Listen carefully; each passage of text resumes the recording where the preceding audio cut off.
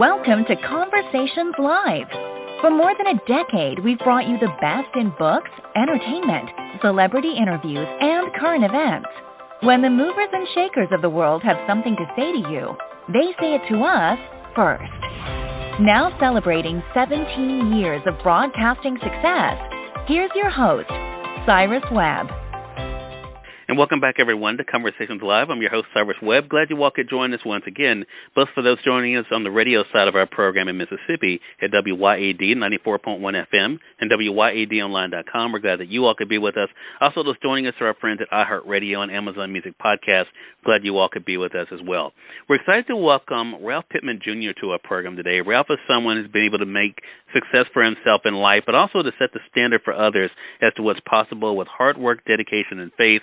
Most recently, you guys have gotten to know him, of course, from the hit show on Bravo, The Real Housewives of Atlanta as well. We'll talk to him a little bit about that, but also something that we're able to see with Ralph that's really prominent in his life, and that is being with his family. So we'll talk to him about that a little bit and let you guys know how to stay connected with him. Ralph, really appreciate the time, man. Glad you could stop by.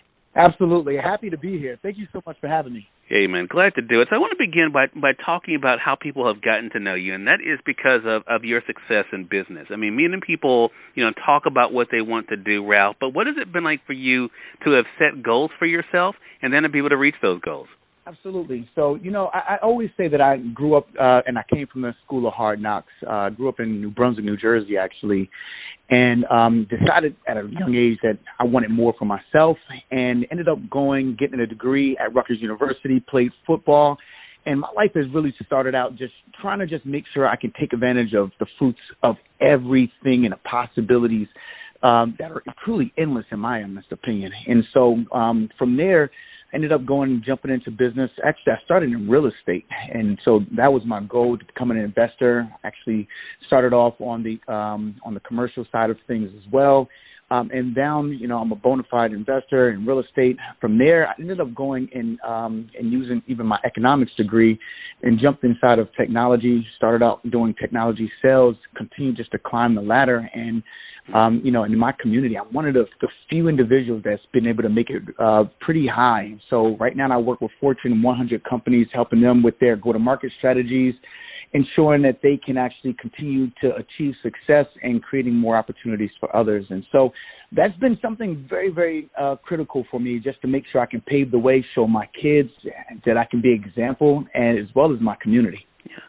I want to kind of drill down on a couple of things you mentioned there, Ralph, because I love the fact that, for one thing, I think when people kind of look at their lives and look as to why things don't happen, it's because they fail to plan. How important was that for you to decide what industry you wanted to be able to tackle, and how do you think that kind of helped you when it comes to finding success there? That's a great question. And so when it comes to planning, it's so critical. I'm somebody, the thing that I say is I manifest things, right?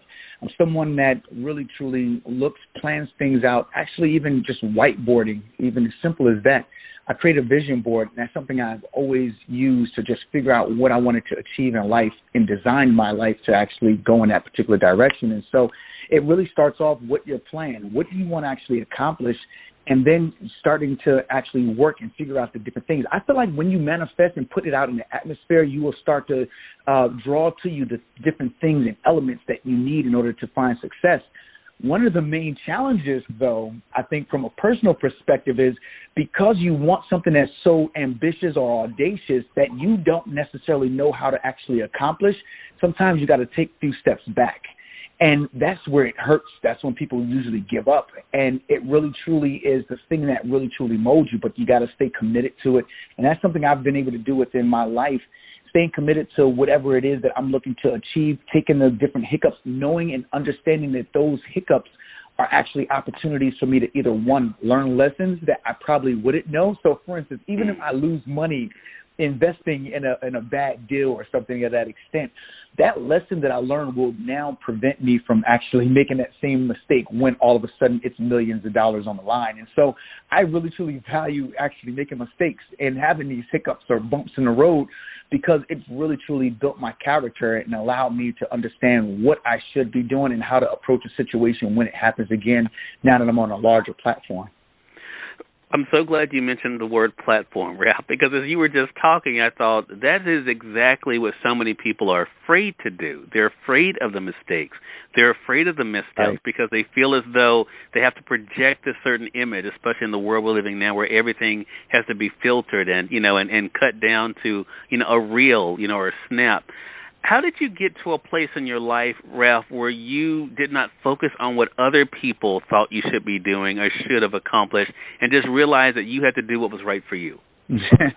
Another extremely great question. I think that's something that's a constant struggle because sometimes we use what people say or people's criticism, their feedback, as a way to figure out what we should be doing, if we're going in the right direction or not. And so we have to understand, number one, you have a few different people in your lives. You have your advisor, you have your friends, you have your influencers, you have the larger community, and also you have your haters, right? Really, truly, you can learn and take something from each and every individual that you do approach. And it's a matter of really just being true to yourself to understand what somebody is saying, what they may not be saying, and being able to discern where you need to actually go. I'm going to tell you, one of the things is I pray a lot, right? I definitely am a man of faith, and I try to make sure that whatever direction I'm supposed to do, it actually aligns with me. It actually fits the strategy that I'm going towards. But even with social media, you have so much influence that's coming in your direction. You should do this. You should do that. You should approach it this way. You have to really, truly understand what actually works for you and be content with that and start moving that direction, understanding that the plan is already laid out for you and you'll be able to go. But it really, truly comes down to being open to understanding and listening to what people may be saying. But also, because at the end of the day, if somebody's been there before, then they can actually show you how to make it happen.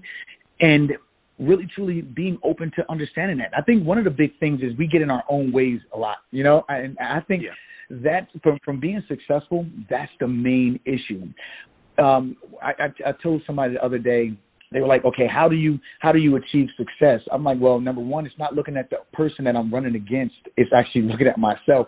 How many times have I disappointed myself opposed to somebody else disappointing me, and refining myself to make sure that I am, number one, open and not making foolish mistakes that I can avoid, but also being open to understanding where I should go and really being focused and diligent on getting to that particular point. Because we're going to make mistakes. It's going to happen. It's inevitable. But it's important to make sure that you can avoid those by staying focused and being humble also, but really, truly just having a clear vision and just reaching it. I think that's it. A clear vision is definitely important, I think, in everything we do in life, whether we're talking about business or even just our own path. I want to say for those who are just tuning in on the radio side or online, you're listening to Conversations Live. Ralph Pittman Jr. is our guest for this segment. We're talking to Ralph not only about his journey to success and what it's been like for him to find his niche, to be able to really hone down on it, and to be able to be successful there and set an example for others. But we're going to talk about how people have gotten to see you most recently, Ralph, and that's being a part of the hit show on Bravo, The Real Housewives of Atlanta. But I want to ask you before we talk about that, just kind of thinking about the fact that you are now not only setting a standard, but you also are setting an example. Has that been easy for you to be able to walk in? It's one thing for you to find your own success, but has it been a comfortable thing for you to see yourself as a model for others? Yeah. You know what? So if that's interesting, I've kind of always looked at myself as a role model, and that's something I've always told myself that I wanted to be, either for my kids, for my community, for other people that's looking to move in my direction as well or follow my footsteps. So I have looked at myself as a person that really, truly can pave the way for others and really, truly be able to set a foundation of what success at my level can look like, and also to be able to help people, once again, get out of their own way so that they can be able to accomplish the lifestyle that they truly want to live and desire. And you've been able to do that. And what made me think to ask you about that, Ralph, is when I was prepping for this segment, a post of yours stood out to me on Instagram. It was posted April 18th as a picture of you and one of your children. And the caption said, "Shout out to dope dad and salute to all men trying to build a relationship." And I was just noticing in the comments, basically the confirmation people were having for that. Very popular post, and I think something we need more of. So I want to talk about that. Do you find that fatherhood is one of your biggest successes in life? Oh, absolutely, absolutely. This is something I wanted to do when I was younger. Once again, something I actually whiteboarded and put down on my vision board. I knew I wanted to be a father. I wanted to leave my legacy behind, and also have my own children that I can groom. And so, yes, absolutely. Fatherhood is absolutely amazing. And I feel like it's a privilege and a benefit for anybody or any man to actually be able to walk into those particular shoes. But it's not easy, It's definitely comes with its challenges. But I'm definitely enjoying the journey.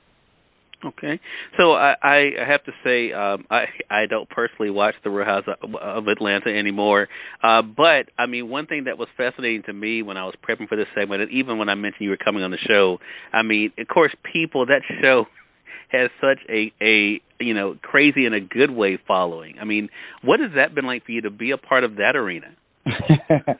It's interesting. So, of course, Atlanta Housewives is something, of course, they reached out and spoke to my wife. It really, truly is a show centered around, more so women. And so my wife made the decision to come on board. Of course, they approached me and made sure that I was also okay with filming as well, and which, at the time I wanted to make sure I supported my wife. But it does capture some elements that may not necessarily be great, or ideal in everyone's mindset. So, it did two things for me. One, it made me actually be open to actually seeing even yourself, right? I think what happens in life, we go through it and we're on this particular journey. You don't know how you're impacting other people or the impact that you're really leaving unless you actually have, a glass or a mirror and you really are taking a look at that diligently to see yourself. And so being on the show has been absolutely, amazing, chaotic, and crazy at times as well. But I think what it has done, and for us even being on it, it gives us an opportunity to really be that, influence to show how, number one, how Black families operate, how families in general, not even talking about race at all, but how families actually deal with real challenges that they're experiencing in their life. And these are some of the things that happen behind closed doors that nobody has exposure to. So I hear some people saying, I've never seen my mom and dad argue. Is that realistic? But the reality is, these are situations, and I feel like it's been an encouragement as well as a blessing to be able to allow people to see, themselves actually in us, to know that this is okay and this is how you actually get beyond it. Because it's not necessarily going through challenges. It's a matter of how you actually overcome those particular challenges. I like to think of it like and of course, I'm in technology, a CAPA, a corrective action, preventative action. What are you going to do to correct or fix this problem right here in the immediate? And then also, what are you going to do to prevent this problem from ever happening again? And we need to really be paying attention to that. Even when it comes down to parenting, who has a manual or a handbook to say this is how you do it? And it's right. I've seen people come from fantastic households where I'm like, man, look, they got it all. And those homes have broken apart, right? I've seen people come from absolutely nothing, and those families have actually stayed together. But everybody is learning off of bad habits that's been passed down generation to generation. How do you actually fix yourself? That's the key. Number one, there's no way to fix yourself. And really, truly, I live a life of not really having much expectation of others. I only have expectations for myself. Wow. It's a powerful thing. I should say, as a side note for our radio audience, they'll remember I had Drew Sidora, your wife, on the program 8 years ago. It's hard to believe when she did her TLC story. And I mean, just an amazing individual, so talented, so humble. And I mean, just to be able to see what she's been able to do. And then when I was prepping for your segment, Ralph, and then being able to see what you've been able to do, I want to end with this point because I think this brings up a really good point I want our audience to take away. And that is association. Do you think that your success, going back to that and looking at what you've achieved, has had a lot to do with who you've chosen to surround yourself with? Oh, 100%. I would even say beyond even surrounding myself, it's who I even chose to role model. And the reality of it is that you can have somebody in your life that you can role model, or you can find somebody that you aspire to be that you've never even met before and role model them. I think I've chosen the latter, to where I role model myself after people that I've never had an interaction with, I actually look at Tony Robbins and do a lot of various different things that he's been able to do, and a lot of the other influencers in life. I've actually taken little tidbits and snippets of who they are and how they either act, the success that they've achieved, and have said, okay, you know what, if they've been able to do it, then I can too. And so sometimes you may, and the reason I mention that is because sometimes you may not necessarily have it in your family, or you can't touch the person that can really help you get to point A to point Z, but really it comes down to just understanding and seeing what they did and following their steps as best as you possibly can. Yeah, it's a great reminder for us. Yeah, Ralph, I totally agree with that. It's a great reminder for our audience. Again, everyone, Ralph Pittman Jr. has been our guest, talking with us not only about the journey to where he is today, but also what helped him to get here. And I think the example for all of us as to how we can be able to achieve a lot in our lives, both professionally and personally. Ralph, I really appreciate this time. How can our audience stay connected with you, man? Yes, absolutely. So personally, follow me on IG. It's Ralph Pittman Jr. On IG, Twitter, as well as even Facebook. Also, definitely take a look and follow me at ralphpittman.com. One other area that I actually have going on, and this is something for the men, especially as we approach Father's Day, and I don't know if everyone knows, but I recently lost my father about 8 months ago to heart disease, which is something that I know is down hereditary in my family. And that's something that I do really hold near and dear to me is, number one, living at this age, right, making sure that we're actually living healthy lifestyles. And so I'm rolling out a program called RIP with Ralph, RIPPED, with Ralph. Please sign up for that.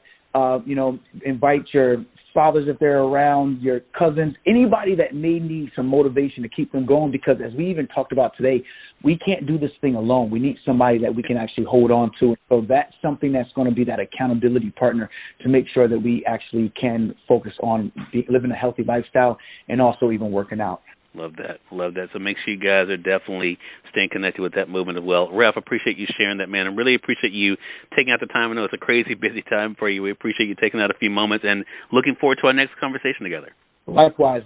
Thank you so much for having me again. This has been a great time. Hey, glad to do it. I want to thank our mutual friend, Walisa, for setting up this chat with us for today, and thank all of you, our audience, for joining us, both on the radio side and online, for another great segment of Conversations Live. Until next time, I'm your host, Cyrus Webb, saying, as always, enjoy your day, enjoy your life, enjoy your world. Thank you all for choosing Conversations Live, and let's go make today amazing. Take care.